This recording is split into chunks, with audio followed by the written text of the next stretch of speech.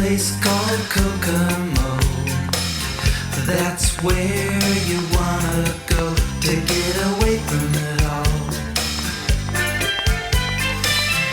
Bodies in the sand, tropical drink melting in your hand.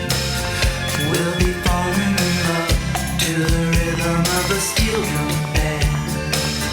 Down in Kokomo, Aruba, Jamaica, ooh, I wanna take you to Bermuda, Bahama. Come on, pretty mama, Key Largo, Montego, baby, why don't we go down to Kokomo? We can play it fast and then we'll take it slow. That's where we wanna go. We gotta go Martinique, that Montserrat mystique. We'll put out to sea and we'll perfect our. I recently designed and finished the building of a small island for a kitchen that never previously had an island. The island incorporates raised panels in building the doors, the back, and the sides, thus showing a continuity with the existing kitchen cabinets. I have a 3-piece cabinet door router bit set that I use to create all the components needed to build raised panels. The first router bit creates rail cuts on both ends of horizontal boards in a raised panel.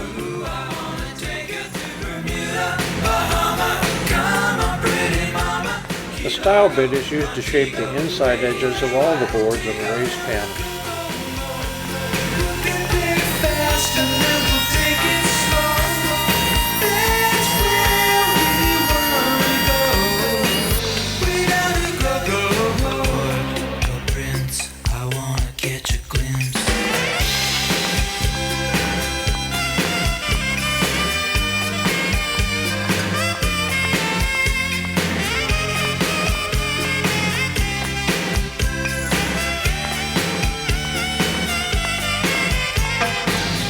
You probably noticed that I made a custom fence for my router table just to accommodate this wide size of the panel router bit.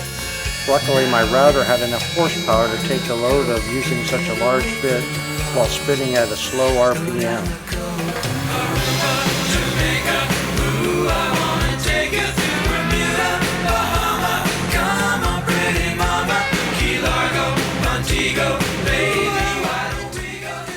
By the way, the wood panels were created by joining 1x6-inch boards and 1x8-inch boards. I used number 10 wood biscuits and a Ryobi biscuit cutter to create a pretty seamless looking panel.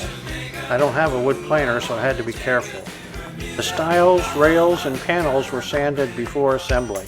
Notice I painted the panel edges before assembly. If this is not done, seasonal expansion or contraction of wood can expose to unfinished portions of the wood panel. The bottom of the island is the structural anchor of the piece. The island is a frameless cabinet, and as such, all sides of the island are firmly attached to the bottom. As you can see in the underside of the bottom board, I used a Craig pocket hole jig to drill a series of pocket holes which are used to attach the sides of the island.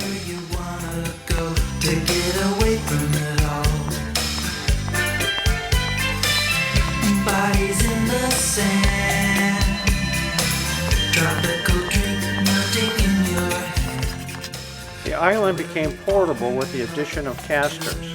I chose these plastic casters instead of metal casters because the kitchen floor is wood and the plastic casters are less likely to damage the floor. Bahama, come on, pretty mama, Key Largo, Montego, baby, why don't we go down to Kokomo? We can play it fast and then we'll take it slow. That's where we wanna go. We gotta go Martinique, that Montserrat mystique. The hinges used on this project are hidden and designed to be used on frameless cabinets.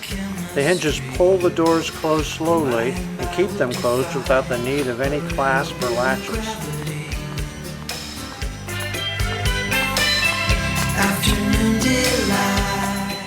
The kitchen island is painted black. The general finish is lamp black milk paint. applied here was thick and easily applied with a soft brush. The paint has a great leveling ability which helps hide any brush strokes. I applied 2 coats to get uniform coverage. However, this paint is water-based and the wood grain raised, causing the finish to be rather rough. I sanded again lightly and added a 3rd coat. I applied 3 coats of satin polyurethane to provide protection and blend better with the shine of the quartz countertop. All in all, it turned out to be a nice little island after all.